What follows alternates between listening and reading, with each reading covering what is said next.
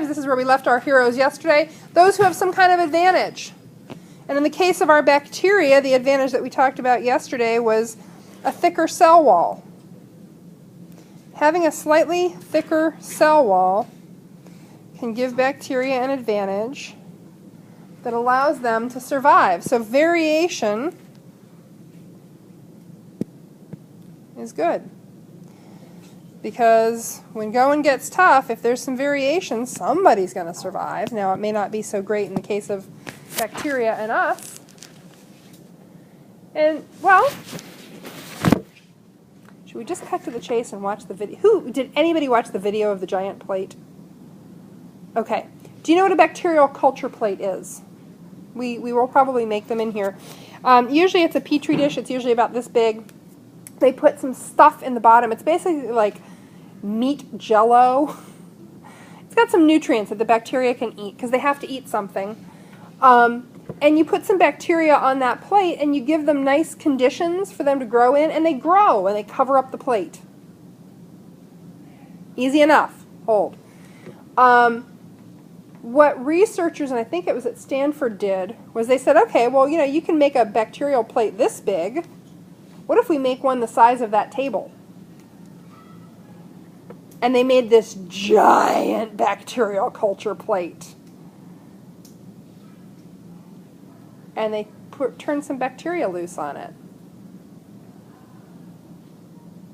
And what follows is this video. The question has been, how does this happen? So we looked at the theory. You know, we said, well, there's variation. Life is tough. Lots of individuals die. The ones that don't, that make up the next generation, are the ones who have some advantage. But in terms of bacteria, how does this actually happen in the real world? What forces are causing, you know, for instance, life to be hard on bacteria, but not quite hard enough?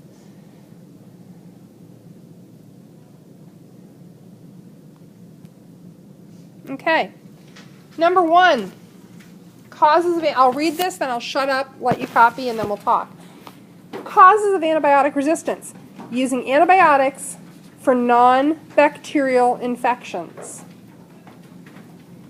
Kills off any bacteria in the body that are sensitive to antibiotics, even if the bacteria killed are not making the host sick. Leaves bacteria which are resistant behind. All bacterial populations become tougher and more resistant.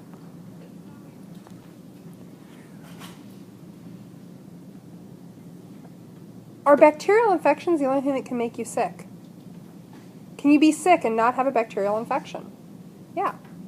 So tell me one way you can be sick but not actually have a bacterial infection. Tyler, go for it. Like you could be sick from, from if you're too cold, you could get sick. Well, no, you could be uncomfortable. Go ahead, Jade. Ooh, you could have a virus. I was hoping somebody would say virus. So you could have a virus. Viruses are not bacteria. They are not killed by antibiotics. How else could you be sick? You could have, virus is the big one we think of. You could also have something that's actually just wrong with the way your body's functioning. So rather than some other agent making you sick, for instance, I had a friend's brother had type 1 diabetes. He was a diabetic from a very young age. So he was diagnosed at 7 or 8, and his body didn't produce insulin. He got sick because his body wasn't functioning correctly to process food, process sugar. It wasn't any outside agent making him sick. It was his body not working correctly. You can have an organ system that's not working. I've met individuals whose kidneys weren't working properly. I had a cousin who she was born with a disease that her kidneys didn't work right. She was sick a lot. And it wasn't any kind of outside agent. It wasn't a bacterial infection. It wasn't a virus making her sick. Her body wasn't functioning correctly. So there's that. And then there are also viruses. How many of you have had a cold? Okay. How many of you were tested and some medical professional wearing a white coat said, this is a cold? Nobody, because we don't go to the doctors for a cold usually. You just don't. Colds are viral. A cold's not bacterial. Now you can get a bacterial infection in your lungs after a cold, or in your sinuses after a cold, but a cold itself is a virus. Flu. Has anyone here actually had the flu? Like, I mean, 5 days, fever and chills, sweating, dizzy. Oh my God, I think something just broke my bones. They hurt so much. I'm going to lay here on the couch. I think I will probably die. That's the flu. Oh God, it's awful. I had the flu for the last time 5 years ago. I hadn't had the flu in I don't know how many years, and I forgot how exquisitely miserable, in like 5 days of laying on the couch, just sort of shaking and aching, and that's a virus. It's the influenza virus. We had a big round of swine flu a couple years ago. We had kids who were out for an entire week because, man, once you were down with it, you were down. And your best bet was to just lay there and let it beat you up for a week, and then you'd be better. Antibiotics don't do anything for a virus. They don't do anything when your pancreas isn't working correctly. They don't do anything when your kidneys aren't working correctly. All antibiotics do are kill bacteria. And if it's not a bacteria that's making you sick, they don't do anything. Except kill off other bacteria in your body that aren't making you sick. And which bacteria do they kill? The weak ones. Who's left? The strong. The resistant. Little kids, if any of you have younger siblings or cousins or nieces or nephews, you know that little kids are perpetually like stuffy and coughing and snotty most of the winter.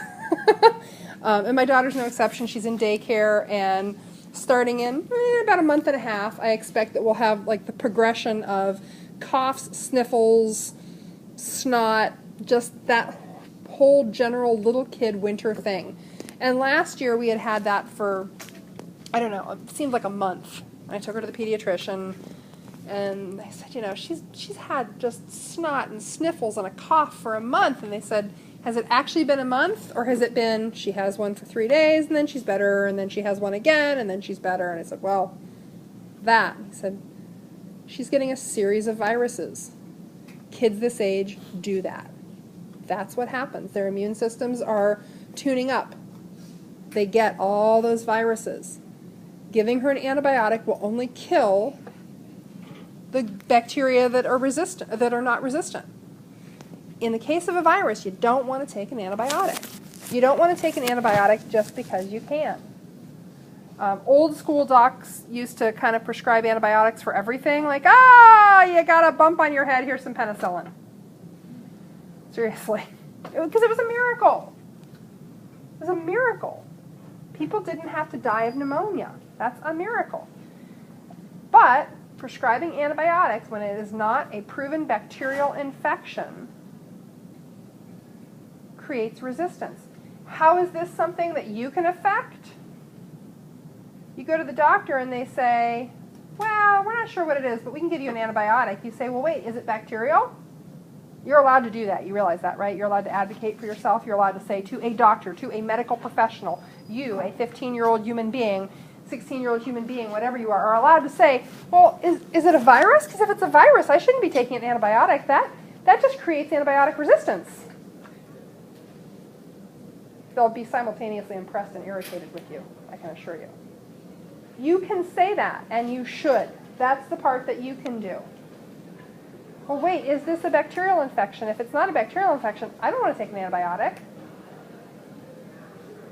That's what you can do, because taking antibiotics when there's not a bacterial infection leads to resistance. Okay, what are some other causes of resistance? Okay, second cause of antibiotic resistance. I'll read it, then I'll shut up and let you copy. Not completing the course. When a person does have a bacterial infection and they are prescribed an antibiotic but don't take it all. Which bacteria were killed in the first couple doses? The weakest ones. Which bacteria are left to reproduce? The most resistant to the antibiotic. Next time that person is sick, will the antibiotic work as well? No. I feel human. I feel like I'm going to live. I can breathe. Mine are always upper respiratory infections. Yours may be other things. But have you experienced that? You take that first dose or two of antibiotics and it's like, okay, I'm going to get better. I am not going to be hacked for me, again, asthmatic, hacking and wheezing and fighting for breath for the rest of my life. This is good. Do you keep taking the antibiotic after you feel better? Or do you stop? How many of you have ever stopped an antibiotic after a couple doses? Okay. You know what you did? You built better bacteria. You taught them what they had to avoid, in essence. When you stop taking an antibiotic before the course is complete, you are making better bacteria in your body, in your household, and in the world. It's that serious. You take 3 doses out of 10 and quit, you just made better bacteria to infect me, your brother, your sister, your mom, your dad, your dog, whoever. Your boyfriend, your girlfriend, your best friend, your neighbor, your uncle, your cousin. You just created better bacteria. So, what can you do as an individual? You're prescribed 10 days of antibiotics. Guess how many days of antibiotics you take? All 10. You're prescribed a 5-day Z-Pack. Guess how many days of that Z-Pack you take? All 5. My daughter had pink eye last year for the first time. Once again, the wonders of daycare. We're sitting there at dinner on a Friday night. We were planning to go someplace in the morning with friends with another little kid, and we look over at her at dinner, and I said, "Does her eye look funny to you?" And my husband said, "I don't know." And 20 minutes later, her eye was pink and swollen shut and oozing pus. Yeah, it looks funny. It's really fast. So we took her to, pediatric urgent care, and they said, "Yep, it's bacterial conjunctivitis. It's bacterial pink eye." These are some antibiotic drops. Now it says that she has to take them for 6 days, but if it's looking better in 2 or 3, you can just quit. And I looked at the pediatrician and I said, "Are you kidding me?" Now, of course, I'd never met this pediatrician before. I didn't have an established relationship with it. Perhaps it wasn't the best foot to get off on. I said, "Are you kidding? Then you're just killing off the weak ones. That's going to create a resistant infection in her eye. You're increasing the resistant strains of bacteria." And he said, "Well, I don't think you should blame doctors for that." She took all 6 days. Her eye looked better after 2. Actually, her eye looked better after the first dose. She took all 6 days. She didn't like it. They stung. I don't care. And she was 3, but I still gave her a lecture about antibiotic resistance. If you have 10 days worth of antibiotic, you take 10 days worth of antibiotic. If you have 6 days worth of antibiotic eye drops, you take 6 days worth of antibiotic eye drops. That is something you personally can physically do to prevent creating smarter bacteria, stronger bacteria. You can do that. Don't quit your antibiotic. If your parent quits their antibiotic, yell at them. Well, don't yell. Kindly tell them what you know. If your sibling threatens to quit taking their antibiotic after, a couple days, tell them what you know. No, dude, seriously, you can't do that. You're making better bacteria that live in our house. You're going to get me sicker. Tell people what you know. You know something important. Okay. So, causes of antibiotics, or antibiotic resistant, the use of antibiotics in livestock feed. I'll read it, then I'll shut up and let you copy. In the 1950s, so remember, antibiotics were developed in the 40s. Scientists discovered that subtherapeutic doses of antibiotics added to feed improved the growth rate of livestock. In the 1970s, studies in the UK, United Kingdom, and Japan indicated a risk of antibiotic resistance developing from this practice. Colistin. Does that ring a bell? Does that sound familiar? Colistin, what they gave David because it was the antibiotic of last resort, has been used as a livestock feed additive, primarily in China. In 2015, the colistin resistance gene was found in pigs in China.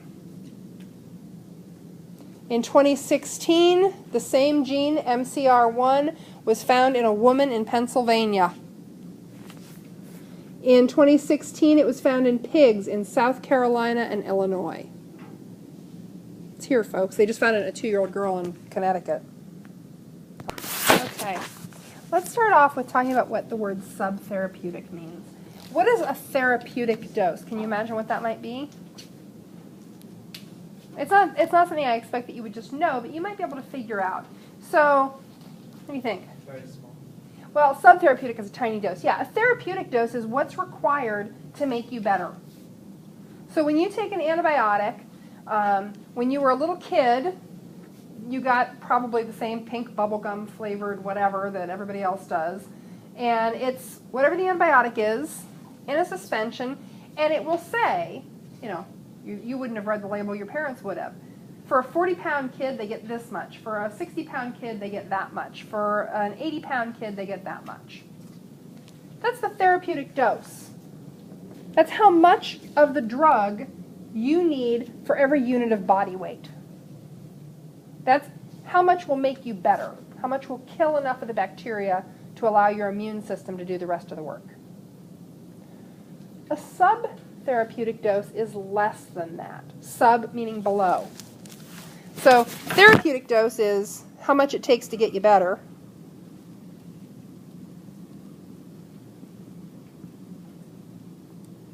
Needed to, well, let's see, to kill most bacteria. And sub is below that level. So a subtherapeutic dose is less than is actually needed to cure an infection. And what they found, seriously, I mean, has anybody here raised livestock? Okay, market, like market rabbits, market chickens, turkeys, cows, beef cows, pigs, market lambs, whatever. There's a big thing in agriculture called feed conversion. How much food do you have to give something for it to make so much muscle so it can be slaughtered and eaten? If there's anybody here who is not aware that that's what meat is, I apologize in advance. That's what meat is. If you're going to eat it, you should know that.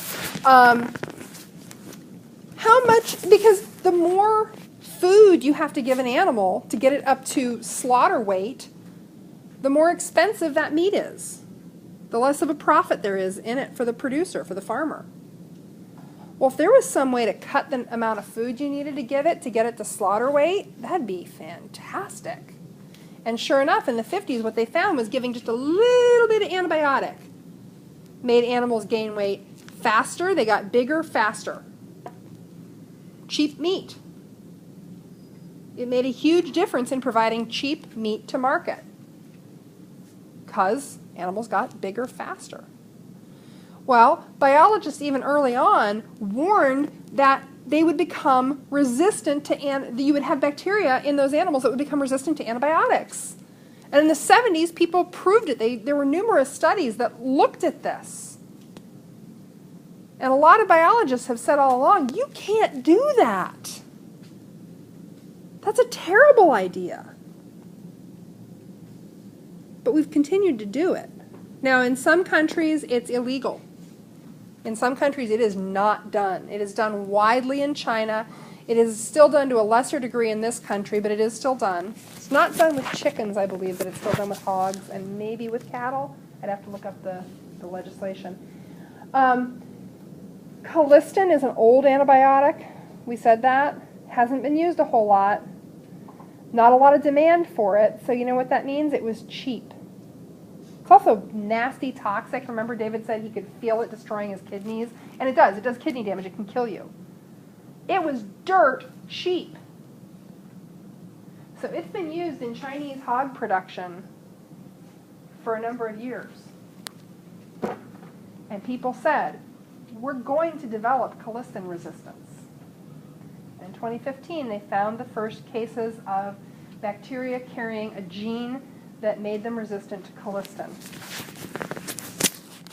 which is terrifying. And there was a woman in Pennsylvania recently. It was a urinary tract infection she was being treated for. The bacteria, and she was treated successfully for the infection. The bacteria, it's not clear, was actually making her sick. She was a silent carrier, which is even more terrifying.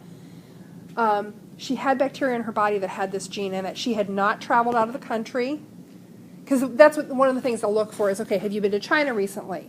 Do you work on a hog farm? You know, are you handling animals who might have this gene? They have no idea where she got the gene, where she got this resistance gene. That's more frightening than if she was a hog farmer. She wasn't. More frightening than if she had been traveling to China. She hadn't. It's now been found in another human. That was a little girl in Connecticut. Again, asymptomatic.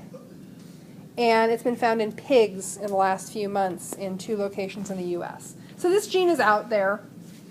It means that, now fortunately thus far the bacteria that have been found that are colistin resistant are still sensitive to other antibiotics. So they can still be killed. That's a good thing.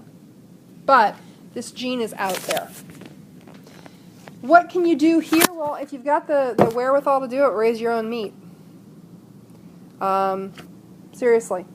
I mean, I buy a hog off my cousin every year because I know what he feeds it. You know, encouraging parents not to buy, like, Chinese pork. They do label country of origin on meats. I went through years where I didn't eat meat at all because I didn't have a ready source of the kind of meat that I thought was okay, and so I just didn't eat it. That's not a realistic answer for everybody, but you know, this is one of those where there's not as much that you directly as a 15 or 16-year-old human being can do. You can write to your legislators, you can talk to your parents, you know, you can be encouraging, but this is one that's a little bit more out of our control. The last one we're going to talk about that's going to generate your homework for tonight is very much more within your control. Who here thinks they have some antimicrobial product in their house at home? Antimicrobial dish soap, antimicrobial cutting board, antimicrobial soap in the bathroom, antimicrobial, I don't know what, shampoo.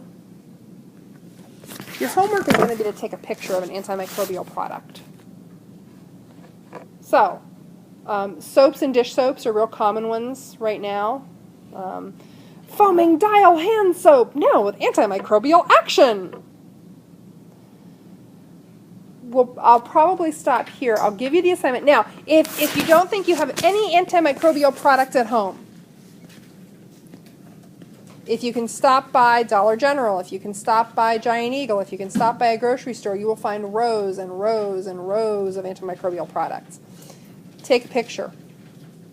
Take a picture of both the label that says antimicrobial, I don't know, toe wash, and take a picture of the ingredients. So flip that puppy around and take a picture of the ingredients. Antimicrobial cough drops, antimicrobial stapler. Take a picture of the label that says it's antimicrobial. Take a picture of the ingredients. Because what we're going to talk about tomorrow is that. You'll submit that through Classroom, just like you submitted your other image. While we have about 1 minute, who's got questions on the lab packet from yesterday? So you can do the percentages pretty easily. I want to talk about actually, you know what? I want to talk about number 5 tomorrow after we finish up with these guys. So look over your vocab if there are any things that we've talked about today that fill in some blanks for you. Do that. Questions, comments, concerns? We'll look at the video with the bacterial plate one more time, or maybe we'll do it after we talk about that tomorrow. Feel free to watch that as many times as you want. I'll post a link on Classroom. It's pretty cool and frightening.